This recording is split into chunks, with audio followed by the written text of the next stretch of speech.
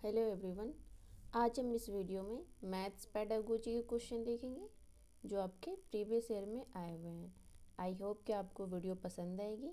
आप इस वीडियो को ज़रूर देखें, ये आपके पेपर में बहुत हेल्प करेगी। आज हो गए 11 या 12, आज हो गए 11 दिसंबर। आपके पास टाइम बहुत ज़्यादा कम है। आप जितना हो सके रिवीजन कर लें, जो पढ़े हैं आपने रिवीजन कर लें और प्रैक्टिस लगा लें। तो चलिए, इससे पहले वीडियो स्टार्ट करें इससे पहले आप वीडियो को लाइक कर दें, शेयर कर दें और चैनल को सब्सक्राइब कर लें ताकि आने वाला नोटिफिकेशन आपको मिलता रहे। चलिए क्वेश्चन नंबर फर्स्ट देखते हैं। ये मैथ्स पेडागोजी का क्वेश्चन है। क्वेश्चन कह रहा है, राष्ट्रीय पाठ्यचर्या रूपरेखा 2005 के अनुसार प्राथमिक स्तर पर गणित के शिक्षण एवं अधिगम में ऐसी गतिविधियां सम्मिलित करनी चाहिए। मतलब कैसी गतिविधियां सम्मिलित करनी चाहिए ये पूछ रहा है, जिनमें अधिगमकर्ताओं की केवल उपदेशात्मक सहभागिता हो। जहां आपका केवल आएगा आपका आंसर गलत हो जाएगा।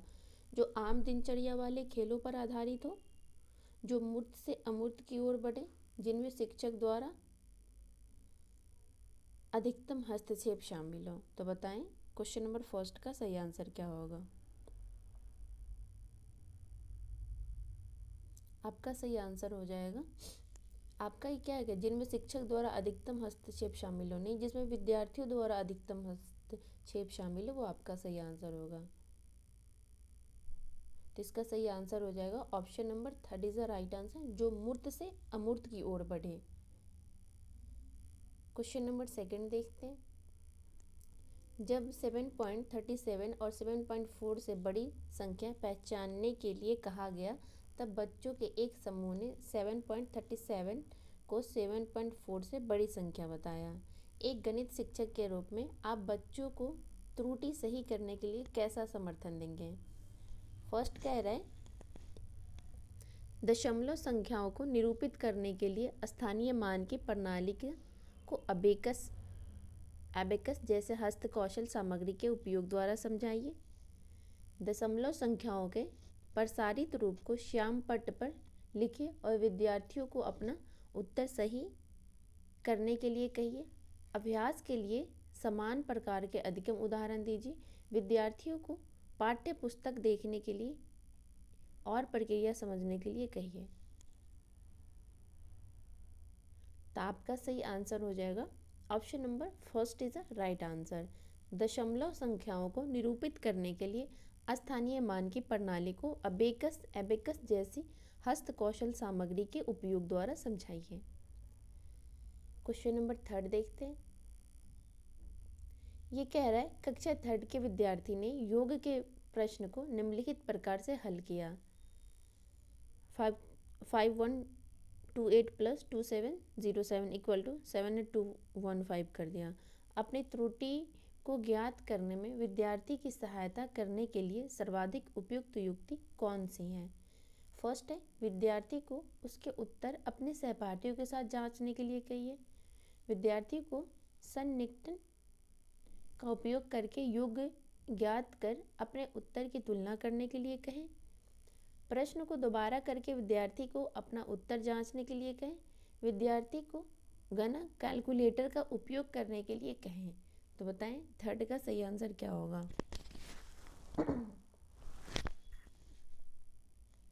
इसका सही आंसर हो जाएगा option number second is the right answer. विद्यार्थियों को सन्निकटन का उपयोग करके योग ज्ञात कर अपने उत्तर की तुलना करने के लिए कहें।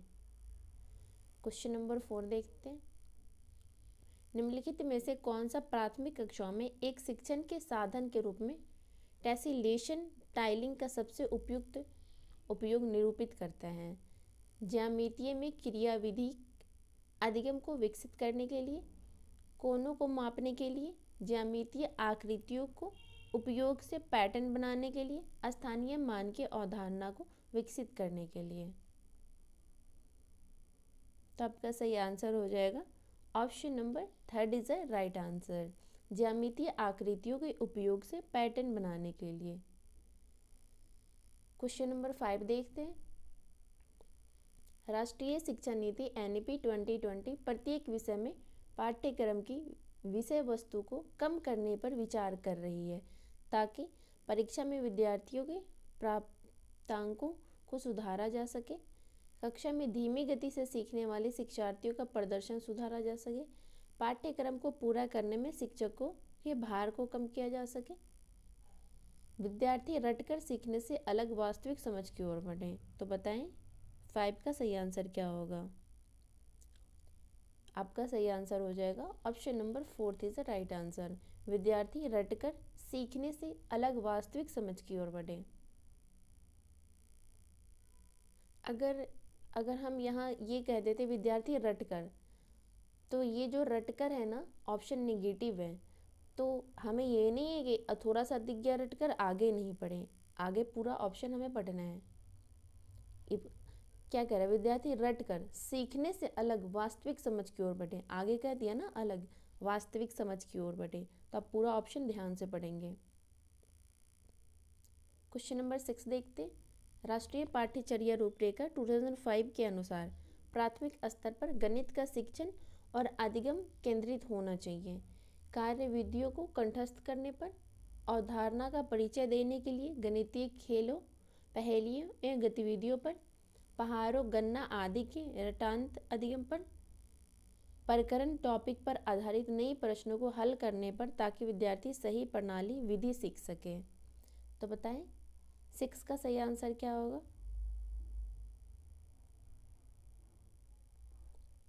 आपका सही आंसर हो जाएगा option number 2 is the right answer. अवधारणा का परिचय देने के लिए गणितीय खेलों, पहेलियों एवं गतिविधियों पर। क्वेश्चन नंबर 7 देखते हैं। क्वेश्चन नंबर 7 कह रहे हैं राष्ट्रीय शिक्षा नीति NEP 2020 के अनुसार NCFSE का मतलब है national curriculum framework of school education, national curriculum framework for pre school education, national committee for school education, national committee for focus in school education. तो बताएं 7 का सही आंसर क्या होगा। आपका सही आंसर हो जाएगा option number 1 is the right answer, national curriculum framework for school education. Hindi में एजुकेशन लिखने का तरीका तो देखो, हिंदी से ज़्यादा तो इजी इंग्लिश ही होता है। क्वेश्चन नंबर 8 देखते हैं। समतल पृष्ठों और वक्र पृष्ठों के बीच अंतर करने में विद्यार्थियों की मदद हेतु निम्नलिखित में से कौन सी विधि सर्वाधिक उपयोगी है। समतल एवं वक्र पृष्ठों के मॉडल दिखाना, विभिन्न पृष्ठों की वीडियो दिखाना, एक पटरे का उपयोग करते हुए त्रिविमीय वस्तुओं जैसे गोला, बेलन, घन आदि को लुढ़काकर और फिसलाकर प्रदर्शित करना, श्याम पट पर आकृतियों को बताना और उनके समतल पृष्ठों और वक्र पृष्ठों के रूप में वर्गीकृत करना। तो बताएं इसका सही आंसर क्या होगा। आपका सही आंसर हो जाएगा option number 3 is the right answer. एक पटरे का उपयोग करते हुए त्रिविमीय वस्तुओं जैसे गोला, बेलन, घन आदि को लुढ़काकर और फिसलाकर प्रदर्शित करना।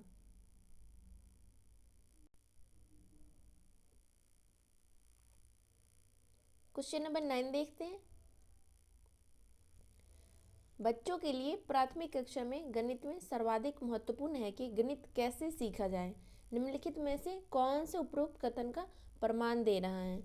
शिक्षक द्वारा यह बताएं जाने के लिए कि किसी एक प्रकार के प्रश्न को कैसे हल करना है और विद्यार्थी को प्रतीक्षा करने की आवश्यकता है। बी कह रहा है विद्यार्थियों को हल किए गए प्रश्नों को अच्छी तरह से देखने की और कलन विधि को याद करने की आवश्यकता है। देखिए हमें याद कुछ नहीं करना है, हमें समझना है। सी कह रहा है विद्यार्थियों को सीखी हुई कार्य विधियों के सटीक पुनरुत्पादन की अपेक्षा कार्य विधियों की समझ पर ध्यान केंद्रित, यहाँ समझ आ गया ना, समझ पर ध्यान केंद्रित करना और अत्यधिक महत्व देने की आवश्यकता है। तो आपका ए और बी जो है ना वो गलत है। आपका सही आंसर हो जाएगा option number c is a right answer. तो सिर्फ सी सही है। तो सी किस में? ऑप्शन नंबर सेकंड में। क्वेश्चन नंबर 10 देखते हैं। परवेज प्राथमिक कक्षा का एक गणित का अध्यापक है। अपने विद्यार्थियों को संख्याएं पढ़ाते हुए वह उन्हें वस्तुओं के विभिन्न समुच्चय देता है और उनसे दिए गए समुच्चय में वस्तुओं की कुल संख्या बताने के लिए कहता है। वह डैश को विकसित करने का प्रयास कर रहा है।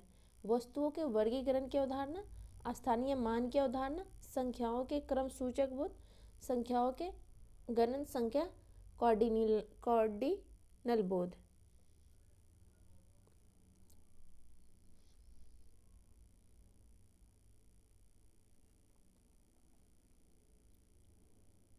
तो इसका सही आंसर हो जाएगा option number 4 is a right answer, संख्याओं के गणन संख्या, कॉर्डिनल बोध।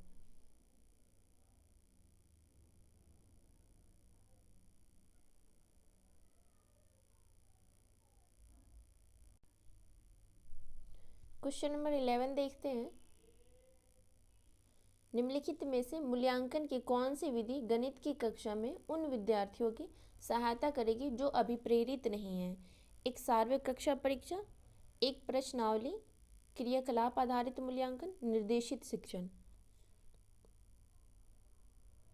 तो आपका सही आंसर हो जाएगा option number 3 is the right answer, क्रियाकलाप आधारित मूल्यांकन। क्वेश्चन नंबर 12 देखते हैं। कह रहा है प्राथमिक स्तर की NCERT की गणित की पाठ्य पुस्तकों में विविध रूप से कहानियाँ, कविताएं, पहेलियाँ और खेल शामिल हैं। इनको सम्मिलित करने का सर्वाधिक उपयुक्त उद्देश्य है गणित के पाठ्यक्रम को कम करना, गणित को बच्चे के दैनिक जीवन से जोड़ना, बच्चों की फुर्सत की गतिविधियाँ उपलब्ध कराना, गणित की कक्षा में हास्य परिहास्य के लिए अवसर प्रदान करना। तो बताएं 12 का सही आंसर क्या होगा? तो आपका सही आंसर हो जाएगा option number 2 is the right answer, गणित को बच्चों के दैनिक जीवन से जोड़ना। क्वेश्चन नंबर 13 देखते हैं। निम्नलिखित में से कौन सा एक रचनावादी कक्षा में गणितीय गतिविधि को निरूपित नहीं करता है? एक बच्चा विभिन्न आकृतियों को वर्गीकृत कर रहा है। एक बच्चा गणितीय अवधारणा पर आधारित एक कहानी की रचना कर रहा है। आप यहाँ क्वेश्चन ध्यान से पढ़ेंगे, नहीं पूछ रहे हैं। एक बच्चा एकत्रित आंकड़ों के आधार पर ग्राफ बना रहा है। एक बच्चा श्याम पट से प्रश्नों की नकल करके लिख रहा है। आपसे गलत पूछ रहा है, आपका उसका आंसर हो जाएगा option number 4 is the right answer, एक बच्चा श्याम पट से प्रश्नों की नकल करके लिख रहा है। नेक्स्ट क्वेश्चन देखते हैं। 14 क्वेश्चन कह रहा है निम्नलिखित में से कौन सा नैदानिक परीक्षाओं के लिए सबसे उपयुक्त है? बच्चे की समझ में रह गई कमियों को पहचानने में मदद करता है, माता पिता की प्रतिपुष्टि देने में उपयोगी है, बच्चों का नामीकरण करने में मदद करता है, सत्र अंत परीक्षाओं में पूछे जाने वाले प्रश्नों को बताने में मदद करता है। तो बताएं इसका सही आंसर क्या होगा? इसका सही आंसर हो जाएगा option number 1 is a right answer, बच्चे के समझ में रह गई कमियों को पहचानने में मदद करता है। लास्ट क्वेश्चन नंबर 15 देखते हैं। एक शिक्षक शिक्षिका 5वीं कक्षा के विद्यार्थियों को क्षेत्रफल की अवधारणा का परिचय देने हेतु केवल आयताकार एवं वर्गीकार आकृतियों का प्रयोग करती है। एक विद्यार्थी खड़ा होता है और शिक्षक शिक्षिका से पूछता है, यदि मेरा कक्ष न ही आयताकार और न ही वर्गाकार है और मैं उसका क्षेत्रफल ज्ञात करना चाहता हूँ, तो यह कैसे ज्ञात होगा? बच्चे द्वारा निम्नलिखित में से कौन सा कौशल व्यवहार प्रदर्शित किया गया है? क्षेत्रफल की अवधारणा की पूरी समझ में कमी, बच्चे विद्रोहपूर्ण व्यवहार प्रदर्शित कर रहा है, बच्चा कक्षा में शरारती हो रहा है, बच्चा एक अर्थपूर्ण एवं तर्कपूर्ण गणितीय समस्या पूछ रहा है। तो आपका सही आंसर हो जाएगा, आपका फर्स्ट, सेकंड और थर्ड तीनों गलत है। आपका सही आंसर हो जाएगा option number 4 is the right answer, बच्चा एक अर्थपूर्ण और तर्कपूर्ण गणितीय समस्या पूछ रहा है। तो इस वीडियो में हमने मैथ्स पेडागोजी के 15 क्वेश्चन देखे। आप इस वीडियो को ज़रूर देखें और वीडियो को लाइक कर दें, शेयर कर दें और चैनल को सब्सक्राइब कर लें ताकि आने वाला नोटिफिकेशन आपको मिलता रहे। Thank you. मिलते हैं नेक्स्ट वीडियो में।